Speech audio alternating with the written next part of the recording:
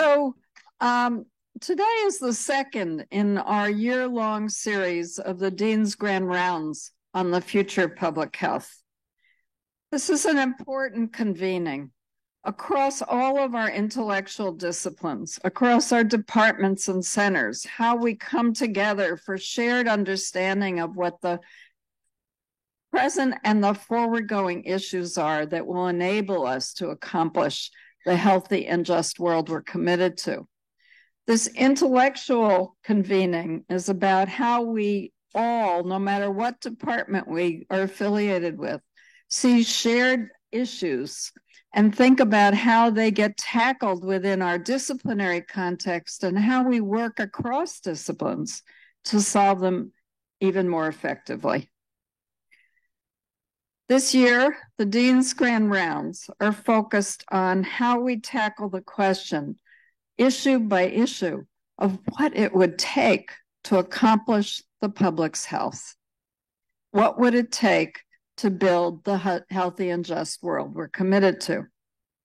And today, in recognition that yesterday was Indigenous Peoples Day, today's conversation centers around what it would take to increase the public's health in Indigenous communities. We are really privileged to have a very distinguished panel with us today, and they will lead us through a discussion of what that would take and how to partner with and learn from Indigenous communities to accomplish health and health equity. I'm going to stop by saying for those who are standing in the back, there really are still seats up front. Please come and take them. And I want, while you're doing that, to welcome Kevin Patterson to the stage to share a land acknowledgement with us and some other words of wisdom. To introduce Kevin, he's a Diné PhD student in the Department of Environmental Health Sciences. His research investigates the distribution of metal exposures in drinking water and diet across U.S. Indigenous communities and the relationship with chronic health conditions. He's a Superfund Research Program trainee and a Senior Agents of Change Fellow. Kevin, welcome, and thank you for leading us.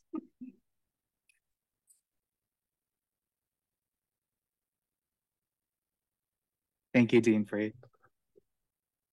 Kevin Patterson Yenashia, Ashi Henasha, Tabahe Bashashim, Bitani Dashashe, Bashde Dashanale. I'm really happy to be able to introduce myself here on this very special day, thereafter from yesterday's Indigenous Peoples Day. My name is Kevin Patterson. I'm Diné, originally from Farmington, New Mexico. As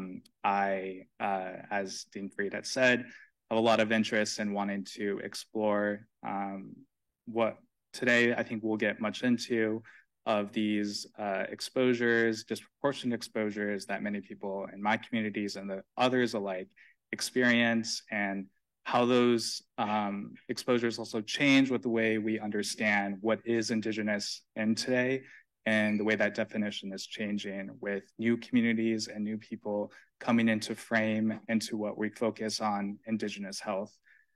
So with that, I think I would like to first begin with the land acknowledgement here. As we know, we are gathered on the ancestral and unceded land of the Lenape people. We acknowledge the Lenape genocide and continued forced migration and environmental destruction that has resulted in the displacement of Lenape communities from this land. This acknowledgement demonstrates a commitment to working to dismantle the ongoing legacies of settler colonialism, violence, slavery, displacement, and migration, and to building relationships with Indigenous people, the descendants of enslaved African peoples, and the land that reflect our values as a school of public health. And so to begin, I would like to also introduce our line of speakers and our moderator for today's discussion. First, we have Dr. Qayyum Ahmed, is a Southern African activist scholar who teaches health and human rights advocacy as an assistant professor at Columbia University School of Public Health. In addition to his faculty appointment, he leads the Health and Human Rights Certificate and is affiliated with the Global Health Justice and Governance Program. Dr. Ahmed serves as a special advisor on the right to health at Human Rights Watch, supporting the development of a global health strategy for the largest US-based human rights organization.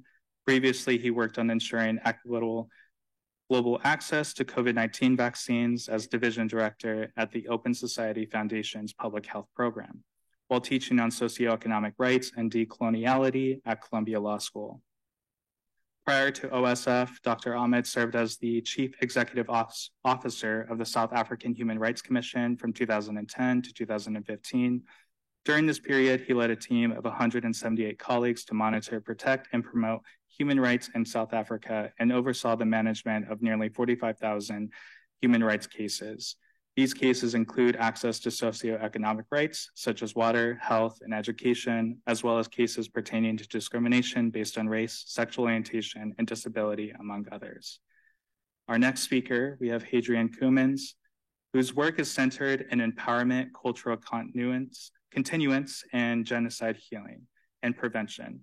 He serves in the areas of strategic institutional partnerships, fundraising initiatives, and development. A lecturer in the Department of Population and Family Health at Melman, he is traditionally an adopted member of the White Turkey Fugate family. And it's with also great honor to welcome my friend here, Ray O'Leary. Ray comes to us from Missouri Breaks Research Institute, Research Industries Incorporated. Ray is a member of the Turtle Mountain Band of Chippewa and a resident of the Cheyenne River Sioux tribe. She conducts research and public health initiatives for Missouri Breaks in Eagle Butte, South Dakota. O'Leary holds degrees in nursing and respiratory therapy. Her primary interest is to address social, behavioral, and environmental determinants of health at an individual and community level, so being American Indian is no longer a risk factor for poor health. And to lead today's moderation is Dr. Yoshida Ornelas Van Horn, or Yoshi, as we all so dearly call her in EHS. She is an exposure scientist and environmental justice scholar. She's an assistant professor in the Department of Environmental Health Sciences, and she is the assistant director of Agents of Change in Environmental Justice, which trains early career scientists in science communications. She is currently a JPB Environmental Health Fellow through Harvard T-Chan School of Public Health, and together with her dedicated collaborators, she's engaging youth in the South Bronx and Northern Plains to tackle exposure inequalities. So thank you so much for joining us here today, and I'll pass it here to Yoshi.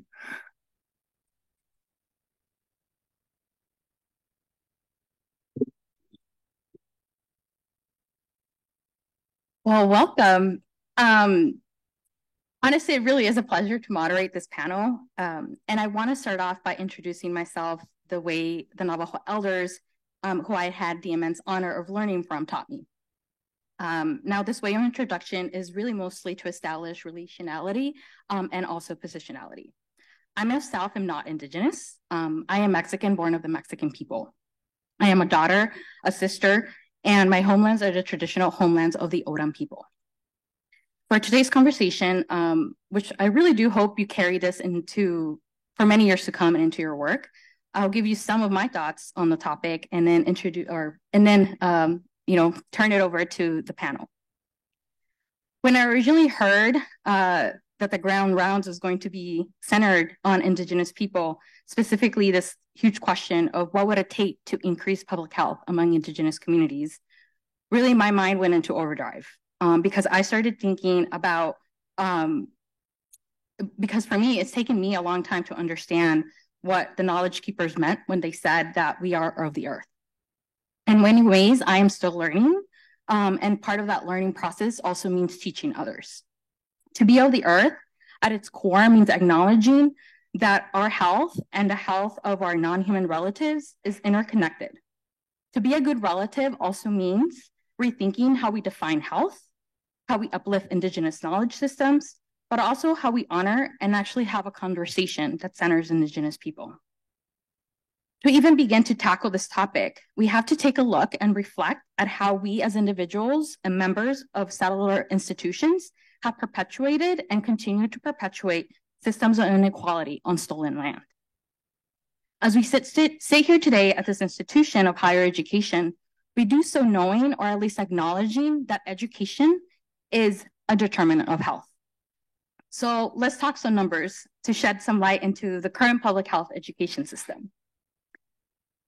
In 2021, among the 26 schools of public health accredited through the Association of Schools of Public Health, which Columbia is a member, there was only 24 graduate students that were Indigenous. That's across all concentrations and all programs. That really means that as faculty or peers, we've never had the joy of actually contributing directly to the education of Indigenous people. Parallel to this, as of 2021, there's only three Indigenous people that are tenured faculty across all of these schools. Now, also keep in mind that there's at least 576 federally recognized Indigenous communities. Now, these numbers are low and they can reflect many things, right? One of them is the need for pathway programs, the need for recruitment and retention at all levels of higher education. But I would also argue that it also reflects that as public health, in the public health field, we are failing at creating an environment that is welcoming and accepting of Indigenous worldviews. So as a call to action, because this really should be a call to action, what would it take to increase public health among Indigenous communities? And I turn over to Ray, who will give us a 3 to 5 minute introduction on her thoughts on this perspective. Thank you.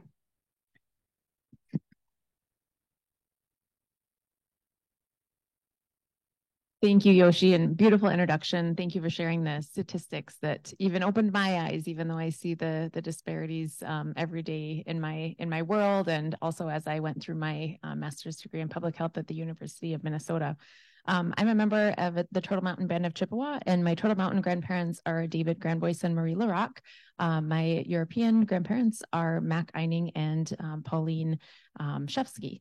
And home for me is the Cheyenne River Reservation, as was said, where my husband and I operate our cattle ranch with our family, including our 4 children.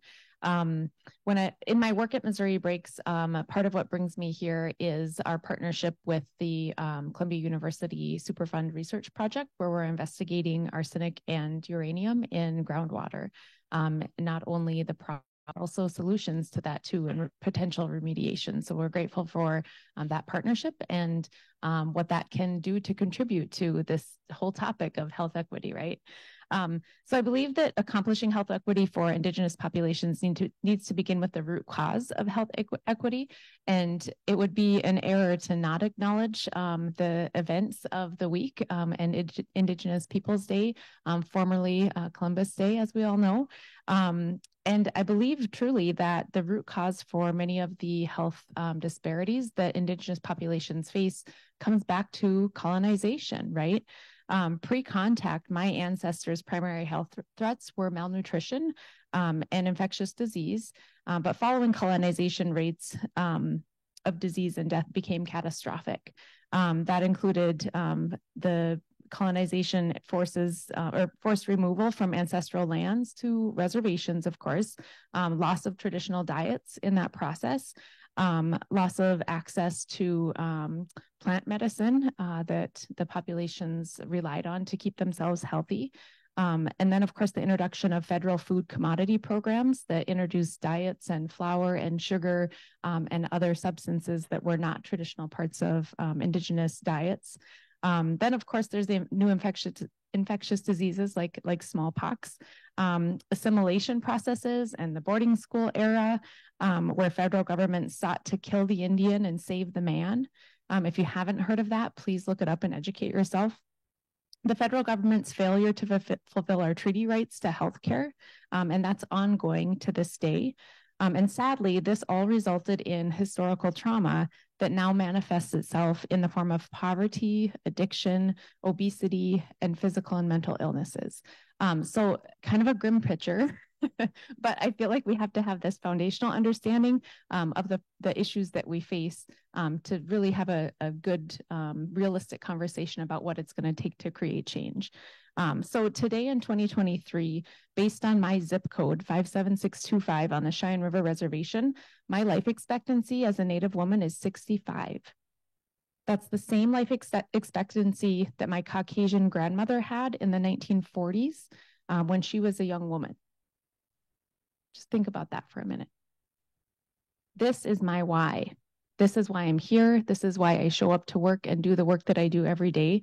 And the reason that I'm committed to public health and creating greater opportunities for health for my descendants, not only my 4 children, but all generations to come.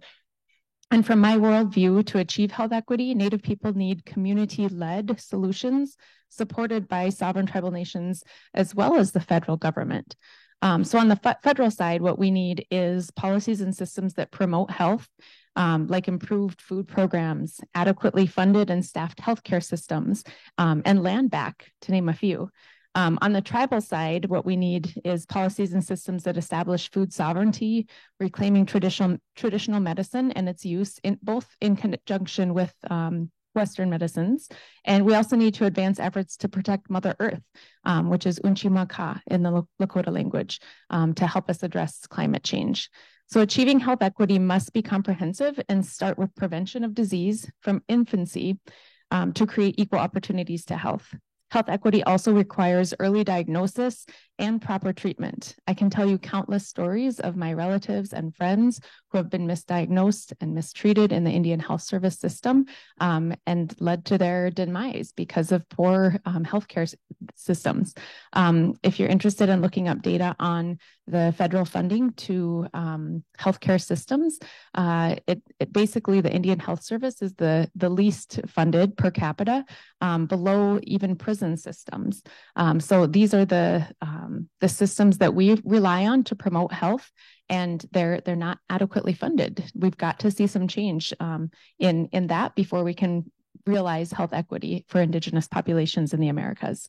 So health equity also requires detection and remediation of environmental health threats. And that's why we're grateful for the partnership with Columbia University to advance our Superfund research.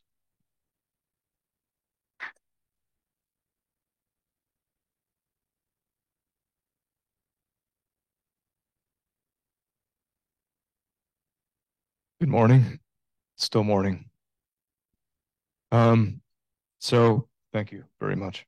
Thank you for having us this morning. In particular, I want to say thank you to Dr. Ahmed for his gracious hospitality as always. Dean Fried, really a great honor to be here today. And on behalf of Lenape Center, we are a nonprofit organization based here in Manhattan, which really is the basis for beginning to develop our work here at the School of Public Health in partnership with Dr. Ahmed. You know, I want to share a few words that I've been asked to share with all of you this morning. And that's Nulaluhana Eliparku Lenape Haking Gulao Sihimo and Ahpiaku. We are glad because all of you are here today in Lenape Haking. Live well while you are here. Those are words by Joe Baker. He's our executive director. He's a elder of the Lenape and enrolled member of the Delaware Tribe of Indians in Oklahoma. Live well. Live well. What does that mean? You know, we have different ideas of what that means. When you look at the history of this very place, Lenape Haking, the homeland, geographically beginning in the north in the Catskills region, west into about a third of Pennsylvania, east into Connecticut, maybe 50 miles or so into Connecticut, the north part of the present state of Delaware, all of New Jersey, where we are today. It's a really vast homeland. Geographically, it spans all of these states. And within this homeland, this territory were once thriving communities, townships that extended all the way through. These townships still have remaining existing names which can be identified as, for example, Poughkeepsie and Hackensack, Manhattan itself. This was once a vastly populated territory.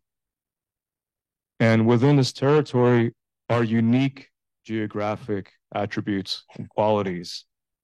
There was once an interconnected network of communities tied through kinship, clan systems, and speaking different dialects. We've identified 3 different dialects, 2 of which are still alive today, Munsee and Unami.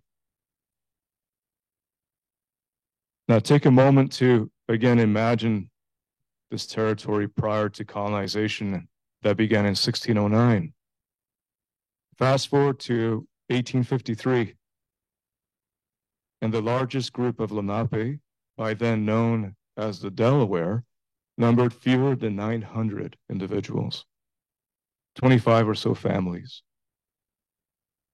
2 of our co-directors are part of 2 of these families of 25.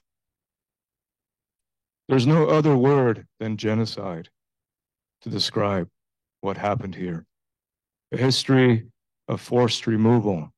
But the forced removal was really not only what people sort of imagine. The entirety of the Northeast, 95% of it was clear-cut for timber and for agriculture to be sent back to the European market. There's a letter that organizations like the New Netherlands Society cite, a letter by a fellow named Peter Skagen, who I think in 1626 was writing back home to the Netherlands, and he said, "I heard today that Manhattan was purchased." And this sort of letter is proudly referenced as really evidence for a purchase of Manhattan. What people fail to notice is that this very letter contains the contents of 1 ship going back to Europe. A lot of timber, 10,000 or so animal hides, on and on and on and on, 1 ship. What happened here was genocide and ecocide, 2 sides of the same coin. All-out destruction, an extractive company. What we see today in the Amazon, that indigenous communities are having to survive and fight against, happened here. The Dutch East India Company, when it arrived in 1609, had only 1 goal, and that was profit by any means. That is who founded Manhattan in terms of the city of New York City, the Wall of Wall Street. The Wall of Wall Street was built to keep the Lenape out, built by slave labor.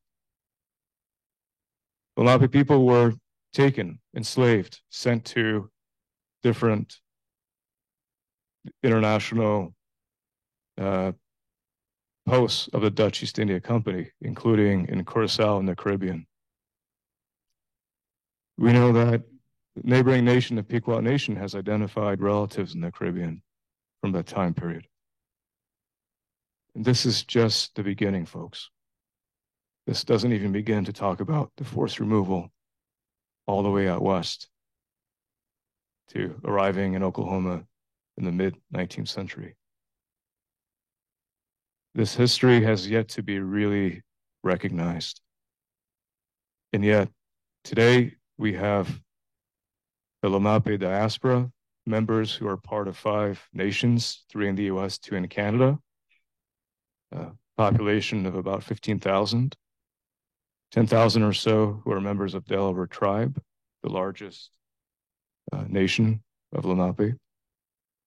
And our work at Lenape Center has been to really say no, that we can't let that win, this history win, in terms of what's possible for next generations. So our work has been returning a presence, returning to a homeland, a nucleus of sorts.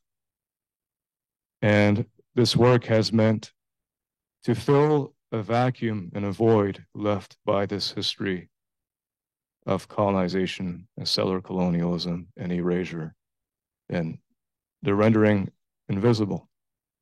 I'll give you one little example, and I don't want to get too much into it, but if you think of all of the institutions that exist in New York City, we were the first to mount a Lenape exhibit in all of New York City history, curated by Lenape people, the first. So that's really telling you of a structural issue. It's beyond individual responsibilities when people are conditioned to really buy into this myth. This was just a vacant, empty land for the taking. And this narrative, this story is still being told. This mythology is still being told to newly arrived immigrants and visitors. Manhattan was purchased for $24. So this is the introduction. And we're just one group, one organization doing the best we can, thinking in terms of how to respond to this and how to give something for next generations, a place to come home to, and culture, the continuing of culture. So our mission is to continue the homeland, continuing Lenape hiking.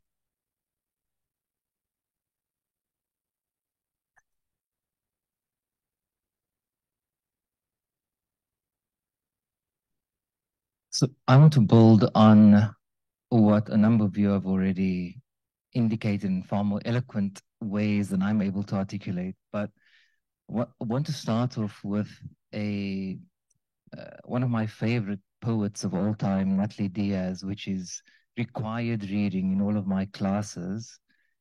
In her poem, Manhattan is a Lenape word, she says, if you are where you are, then where are all of those who are not here? Not here. And so building on this idea of settler colonialism and erasure, my question and my thinking has been around some of the things you've spoken about, Yoshi, which is, what is the role of the academic project to advance the rights of indigenous communities, both here in the United States and across the world? And my conclusion, unfortunately, is that academic institutions, including Columbia University, including our School of Public Health, has contributed to what I refer to as the epistemic coloniality and the erasure of indigenous epistemologies and knowledge systems. And in doing so, we are contributing to this long history of genocide and erasure. And what do I mean by epistemic coloniality? So you've already indicated, when we look at the statistics of this school, for instance, and the latest statistics on our website point to 2021, the DEI page, the Diversity, Equity, and Inclusion Statement. Out of the 500 incoming students, MPH students, one student identified as American Indian or Alaska Native. There are no tenured indigenous Lenape Native American professors at our school. And there are no courses dedicated to indigenous knowledge systems at the school. Until very recently, in our 100-year history, when Lenape Center proposed the idea of teaching a course which will be offered next semester on indigenous knowledge systems, focusing specifically on Lenape epistemologies in the context of public health. So it's taken 100 years for us to introduce a course on Lenape epistemologies and knowledge systems. And I certainly hope it's not going to take another 100 years before we appoint a Native American professor as a tenured professor at this institution. So this contribution to epistemic coloniality, I think, is not a mistake. It is a continuation of this erasure that my colleagues and comrades have described. And I see this play out in many different ways. Just recently, yesterday, less than 24 hours ago, two statements were released about what's unfolding in the Middle East at the moment. A statement by our school and a statement by President Manoush Shafiq.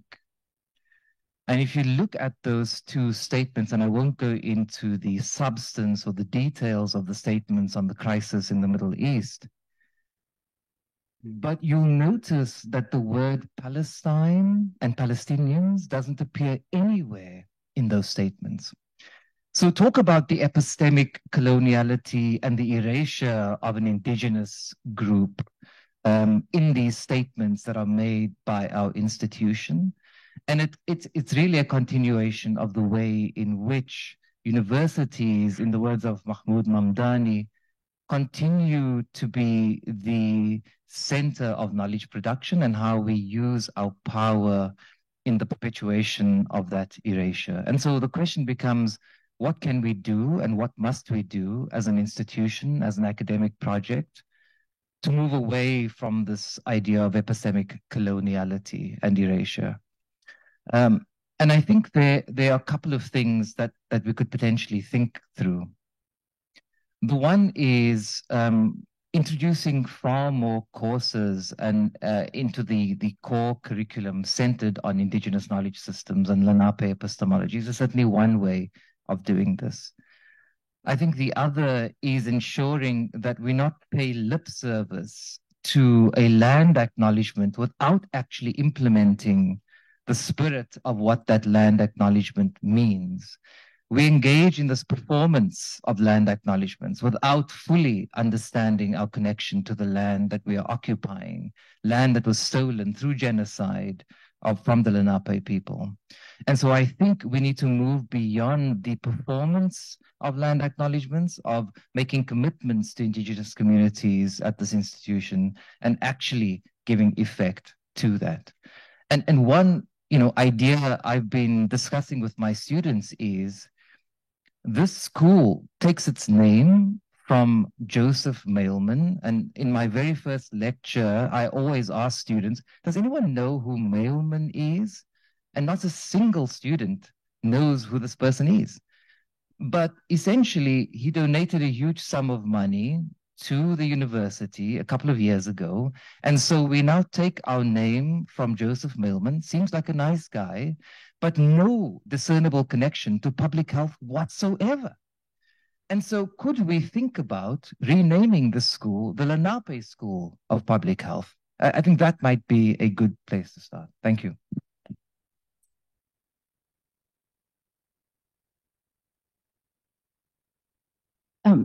Thank you all for for really centering us and discussing these systems, particularly coloniality and these frameworks that I think you're right. We don't often in public health get a course, right, or even get to meet or even get a lecture on indigenous health or indigenous health systems.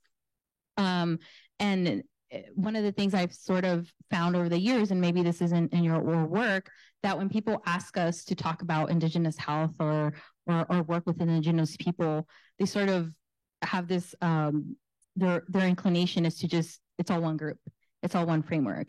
And so particularly Ray, I'll start with you. You've talked a lot about community, the world community and research and how it should benefit not just this generation, but the future 7 generations. And so wanted to give this moment to you to talk about the framework that you've been working with in your own community, and how we can integrate 7 generations into our way of thinking and our work.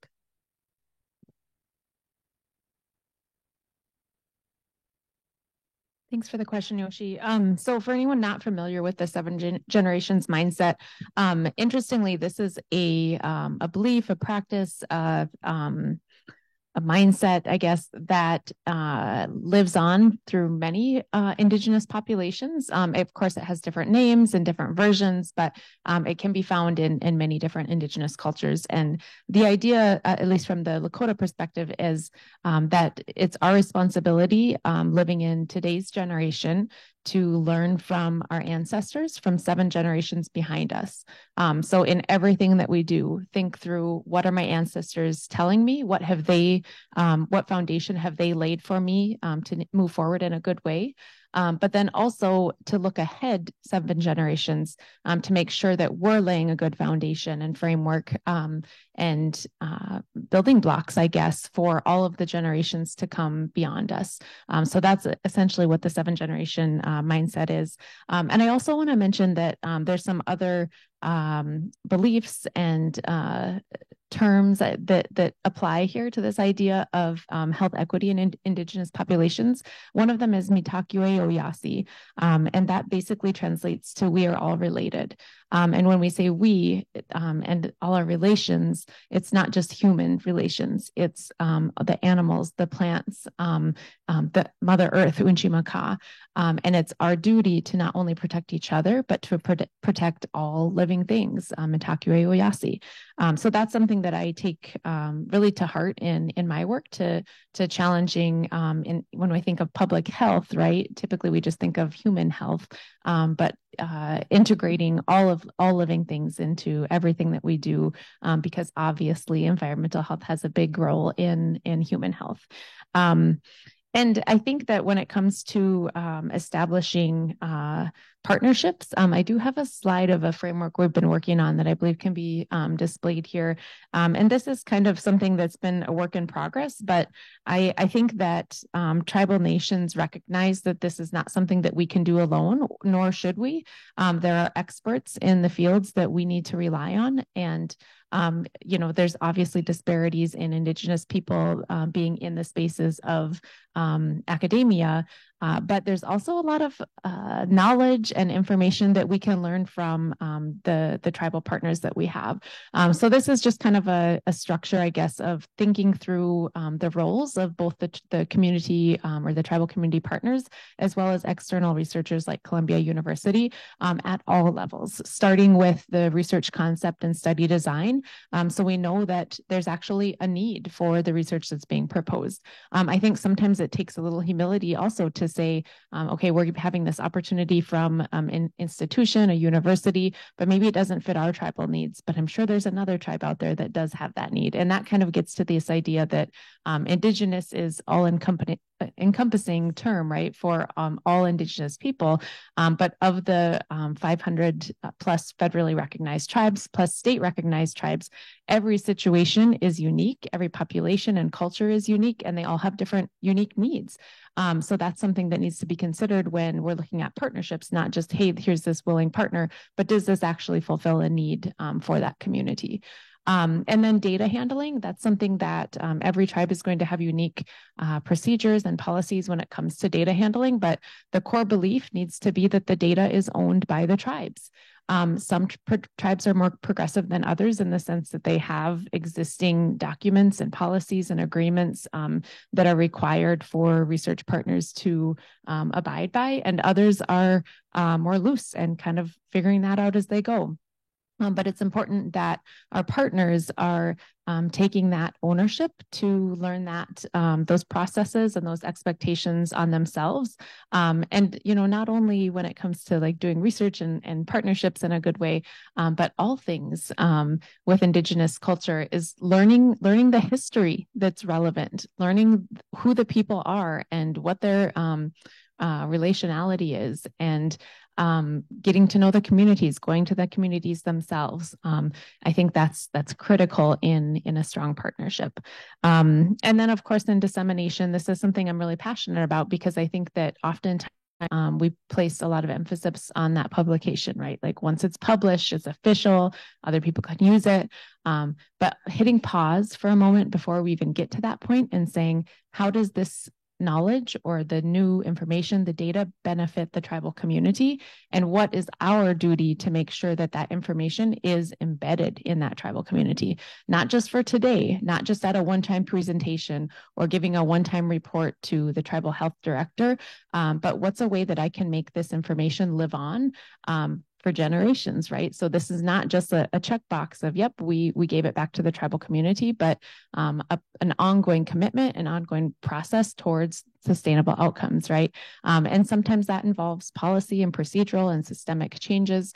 But yeah, so this is just kind of a framework that we've been working on to be very transparent about the various roles between tribal partners and research partners, to have successful partnerships that are reciprocal, that they are equitable, and that there's really community benefit, both for the community at large as well as the individual participants in the study, that we're prioritizing getting those results back to them with actionable direction on how they can use those results to improve their own health and their family's health.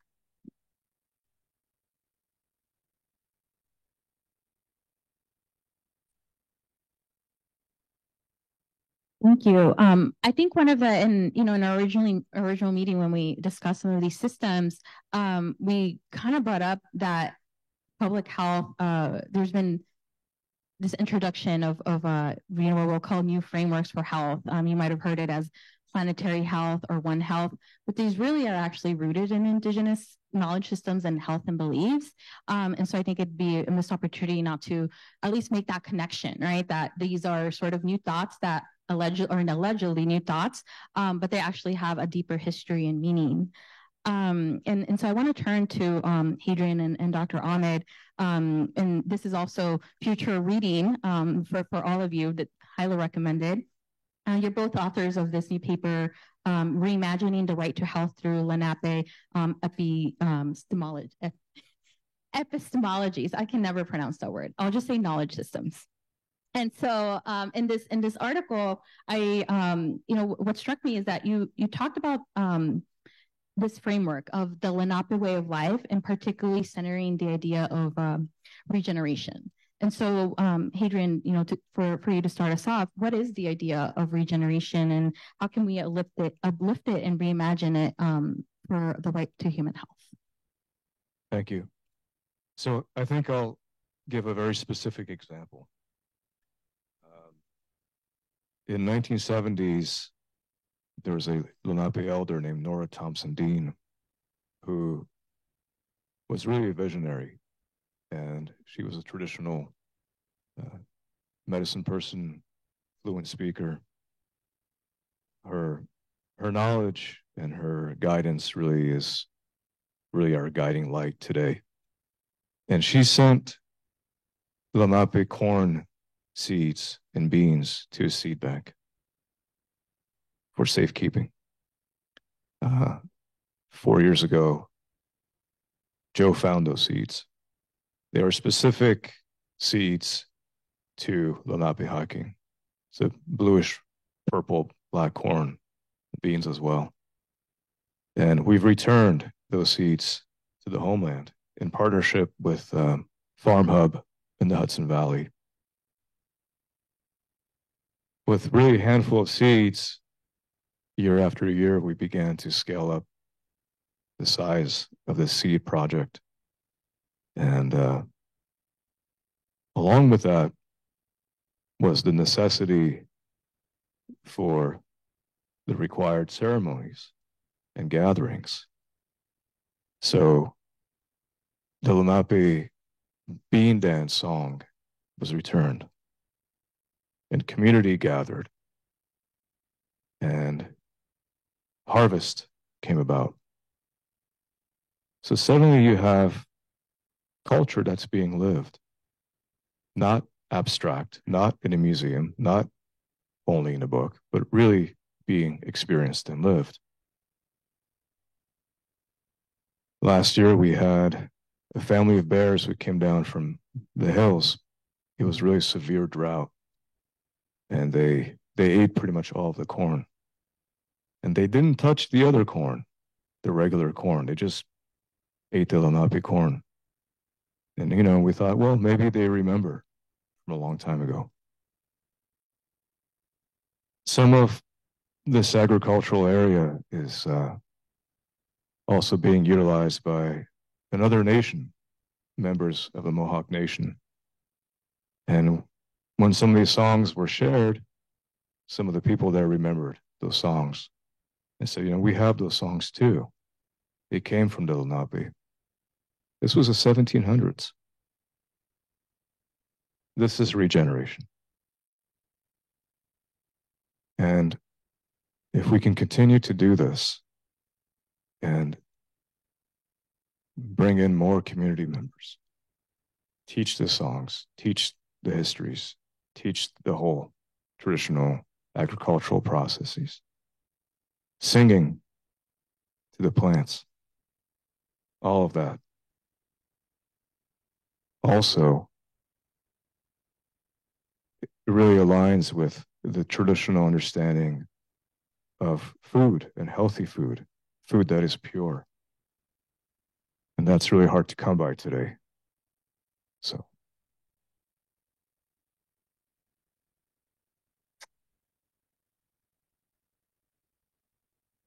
Perhaps building on this idea of regeneration, which we really derive from the Lenape concept of Langkun Tawakken, or the Lenape way of life, combined with the idea of Welamal Sawakken, or good health.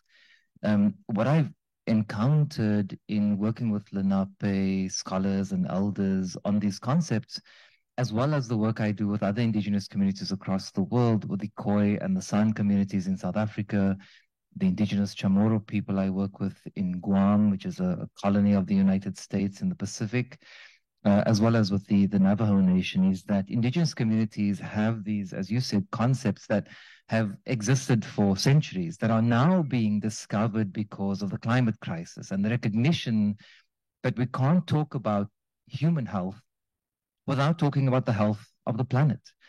And so the line between human and non-human is, I think, what indigenous epistemologies questions.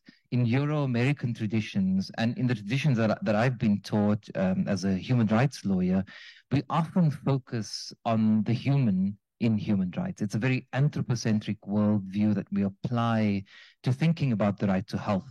It's about human beings. And when we talk about the environment, it's often in relation to ensuring that humans are taken care of and protected. But what my work with Lenape Center and other indigenous communities have demonstrated is that this framework for thinking about the right to health is fairly limited if we're only focusing on human health, and we can't disconnect the human from non-human nature. There are some wonderful examples in jurisprudence that's emerging over the last couple of years from the Wangui River in New Zealand, which was recently given the status of personhood by the indigenous Maori people of New Zealand. Same things are happening in Australia, in Canada, in India, as well as when we think about the Los Cedros forest, which has recently by the Guatemalan, sorry, not the Guatemalan, the I forget the specific court, which has given a certain personhood to a forest as a living being. And so there is a recognition that living beings go beyond our conception of the human. And what is fascinating in this work is trying to advance our jurisprudential frameworks around the right to health to ensure that non-human nature is incorporated and included into these indigenous knowledge systems and in the way in which we teach and talk about public health. But the other idea that is something that I continue to struggle with is also how Indigenous communities talk about health, disconnected from this capitalist logic that health is a commodity, that's something that you buy and purchase. And so even the idea that we can own land is a foreign concept in many Indigenous knowledge systems. Land is part of who we are rather than disconnected and property that we can parcel off. And similarly, health is something that belongs to all of us. It is a public good rather than something that you purchase. And so thinking about the public health framework from these perspectives, I think has radically shifted my own worldviews on what constitutes health and what constitutes the right to health.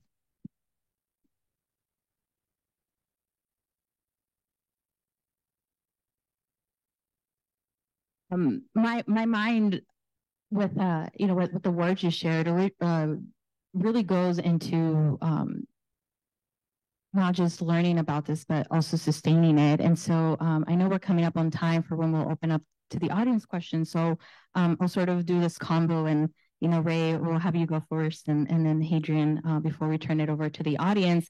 But really, particularly both of you are in centers, right, that are function individually outside of academic institutions. And I'll also say that academic institutions, a lot of what keeps the work going is grants.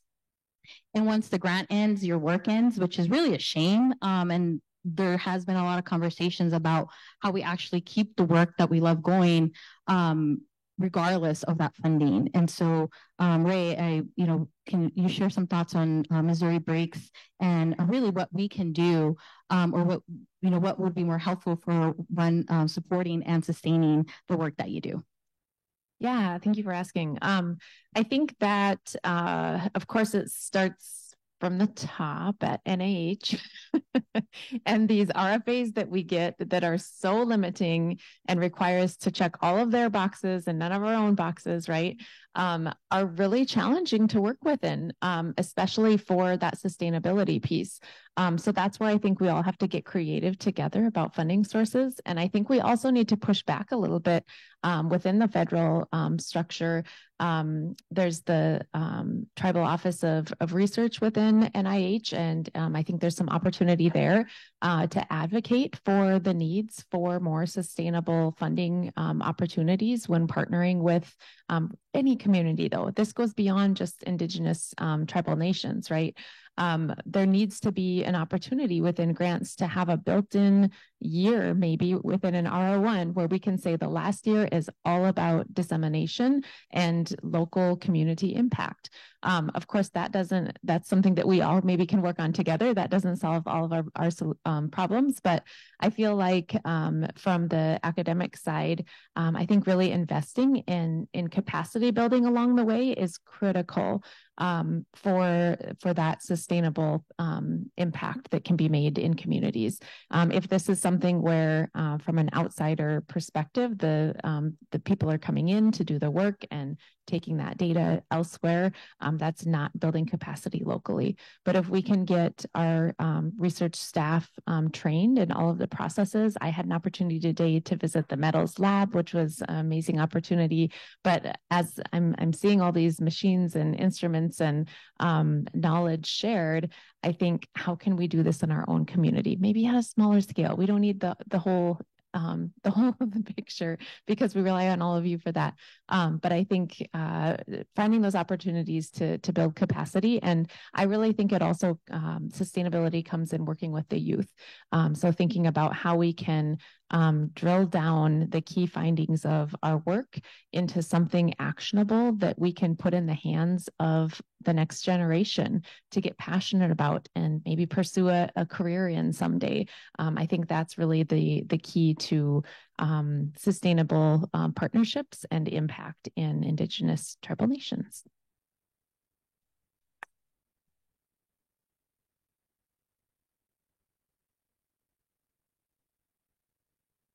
So, Hadrian, how can we best support the Lenape Center and the work of you and your collaborators? Wow. So I think as much as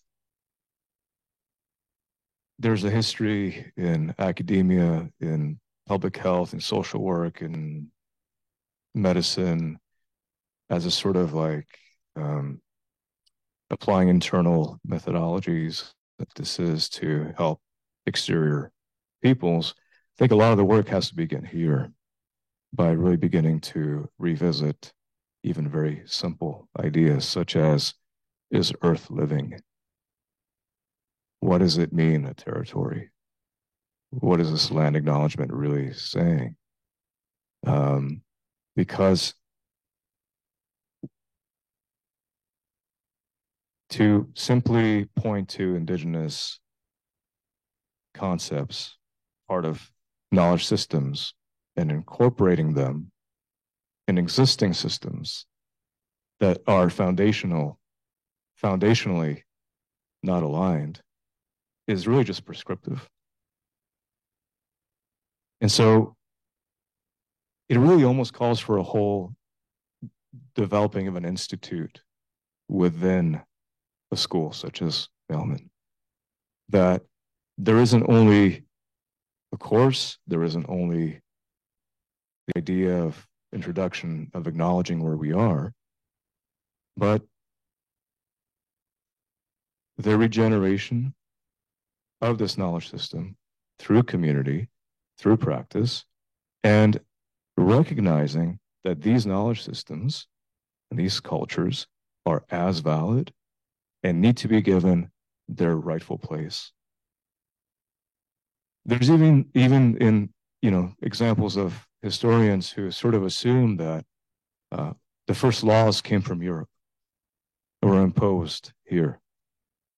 Yet there still exist Lenape values that really are laws of how to live, how to conduct oneself, how to be able to sustain communities so that next generations will be able to thrive. And all of that makes it all the more enriching and exciting to be in partnership, in collaboration. But it's going to take sort of stepping back a little bit and revisiting the foundational assumptions that institutions have. So to answer your question, this course that will be taught in the spring is a good start, but it's really a seed.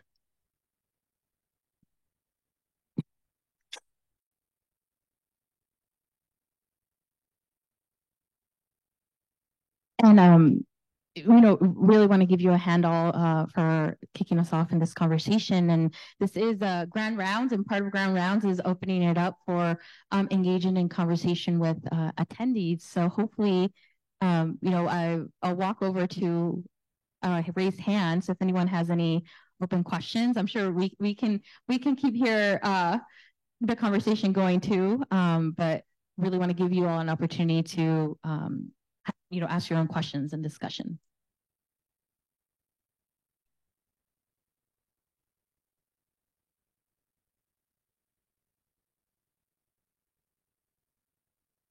Hi, my name is May Dean. I'm in the SMS department in the School of Public Health. First, I want to say thank you so much for creating this space. I really appreciate hearing from you all and just being able to really indulge in what it means to create meaning-making practices in indigenous spaces. And so my question was kind of related to this overarching topic that we've been talking about, the idea of erasure and silences. And there's this really great anthropologist.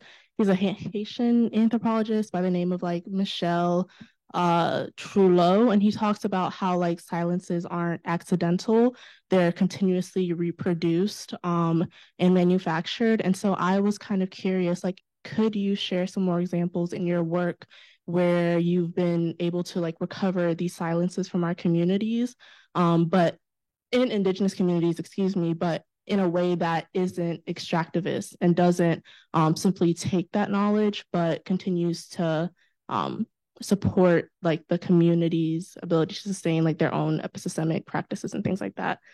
Just to kind of give us an idea as like budding practitioners, like how this work can take shape in the lives of the people that we cherish.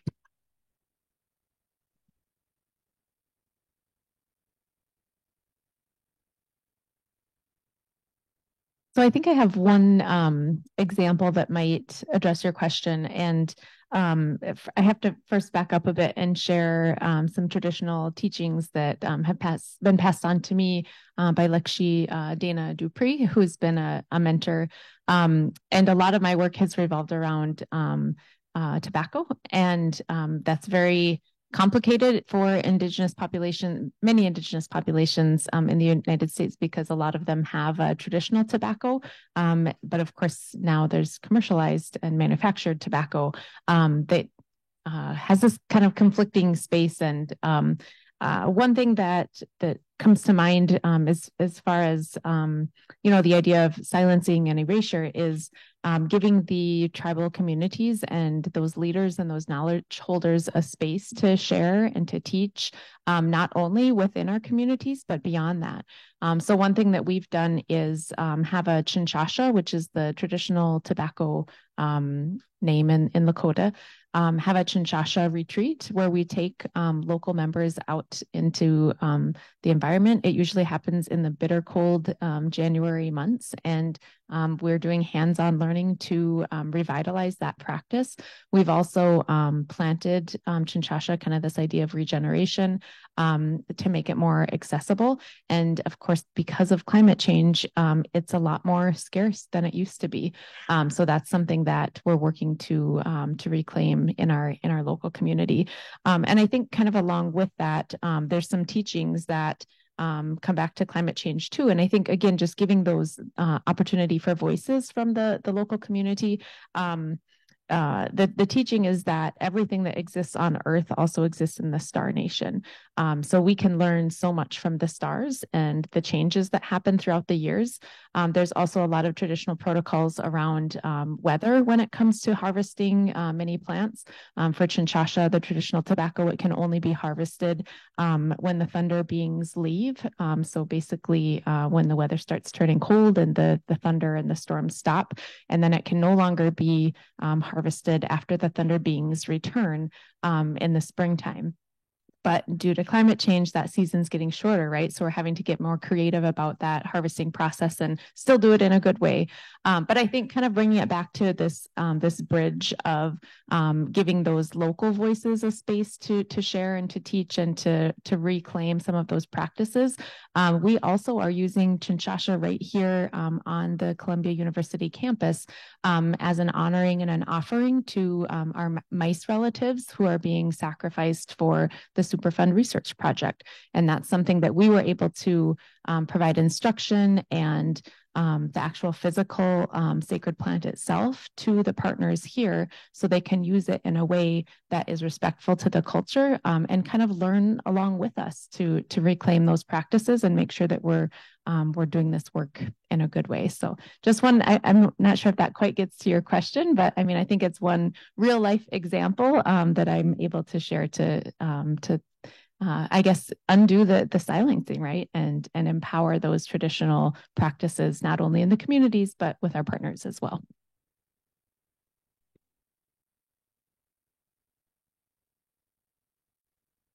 Thank you.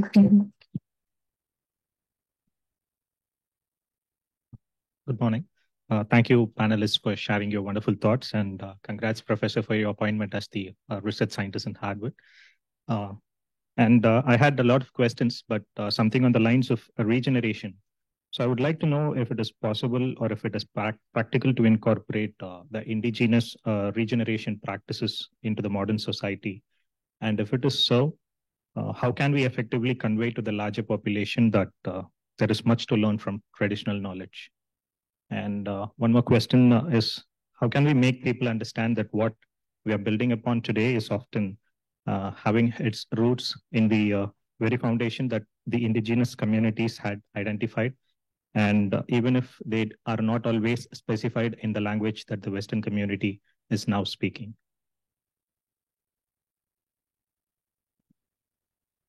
Thank you. Those are big questions. So I think, a lot of our economic system, by the large system here, it's really very short-term thinking, quarterly profits, semesters. And very few of our systems in America are really long-term thinking. I think maybe the exception is like the intelligence agencies, like they're thinking like way ahead. And I don't want to get off topic, but like 12 years ago, I went to a talk in DC. It was about the future of water and the conflicts that would ensue from scarcity of water around the world. And it was a research paper done by intelligence agencies, and they had like gone way ahead. And I was thinking, wow, why don't they sort of do this sort of thing for like everything else in society?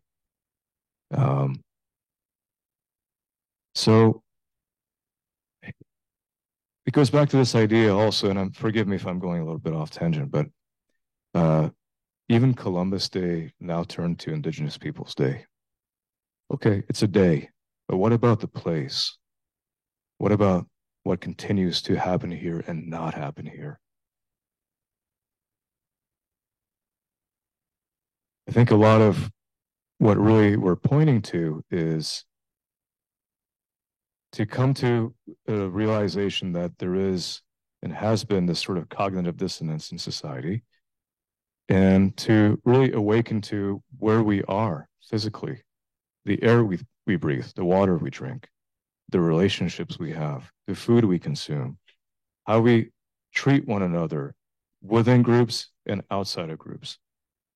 Sort of greater care for one another. One of the Lenape values is caring for your relatives. It's really simple, but somehow these very simple ideas tend to be the hardest ones for us to recognize and honor nowadays. This model here of extraction and destruction is good for business. It's with us today.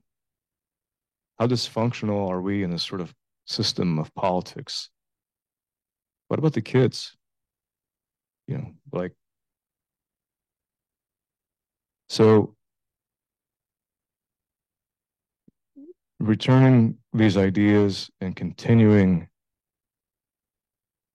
to the best way that we can, returning an integrity of understanding of territory, of the culture that still exists within the cultural space of territories, and having that inform at a foundational level institutions of knowledge. If not institutions of knowledge, then who? Because it's not going to come out of the mayor's office, I can assure you that.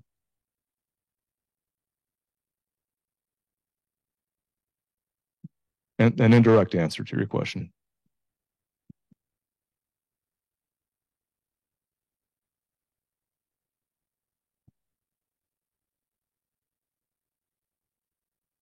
I just have a few questions regarding like data around health disparities within Indigenous peoples in the US. So I think one issue with funding and not getting funding is because there is no data to show how disaggregated and how these people are suffering in their health.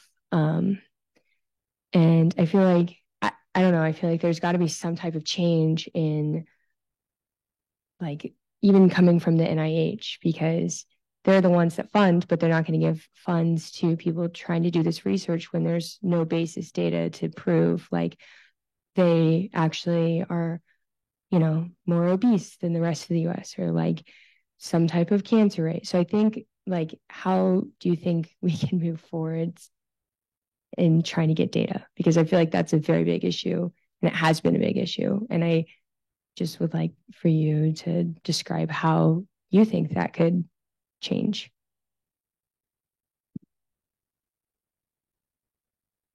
Along that very important point is within the Lenape Center is a working group to begin to study and address in our own way the MMIP crisis. And so we gathered some incredible indigenous leaders to meet and to begin to study this really continuing contemporary genocide of MMIP. And clearly one of the most immediate challenges is that there is no data. There are pockets of researchers, but in terms of police data and larger government data, it's just not being collected or not being collected the right way. So then, along those guidelines, is there really a problem? And of course there is.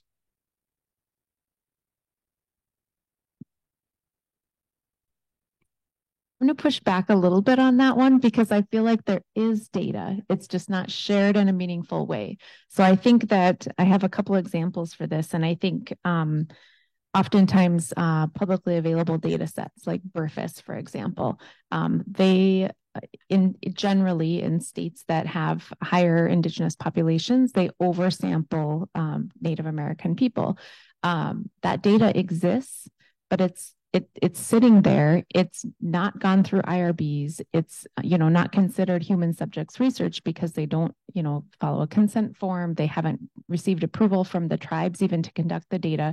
And this is something we've rubbed up against here just in the last week, where we were using BRFIS data from the state, which was willing to share it with us once we asked and jumped through their hoops to get that. But now that we have the data and are getting ready to publish on it, we're having kind of this moral conflict on, but wait, this doesn't feel like it was collected in a good way, and it's being shared without the tribe's consent and permission.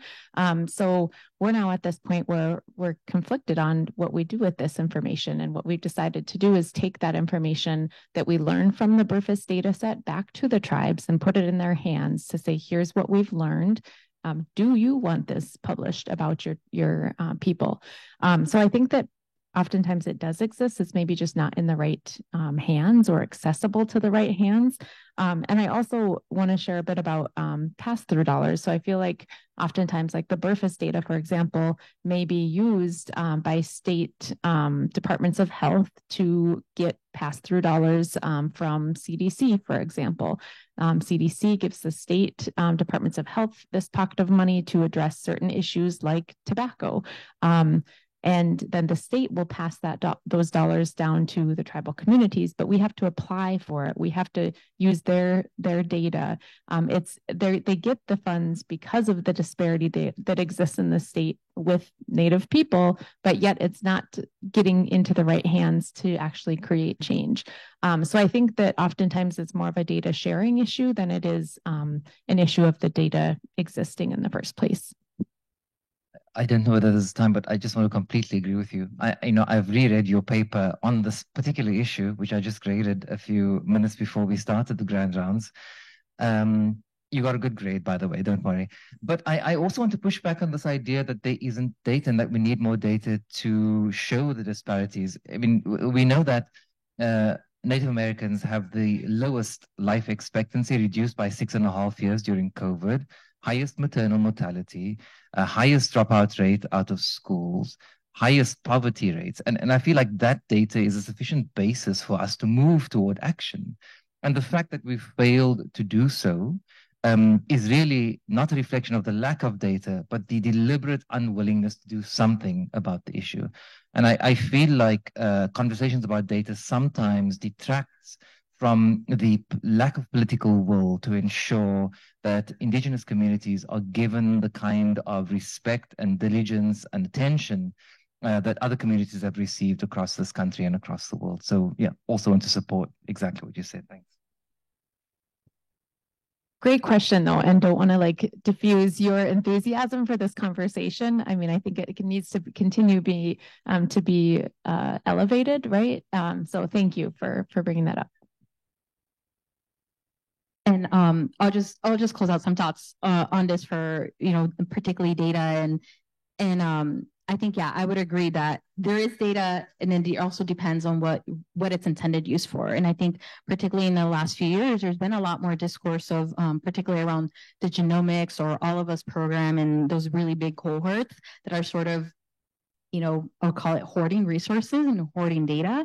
But they're not necessarily being, Indigenous perspectives are not necessarily being heard, right? And so a lot of what I think the discourse currently is that it really is and should be Indigenous data for Indigenous people by Indigenous people. And so I think we'll close out here. And I think maybe our panelists might be available for a few minutes for anyone, but thank you very much for this conversation. And I really do hope that at least some of this will stay with you for many years to come.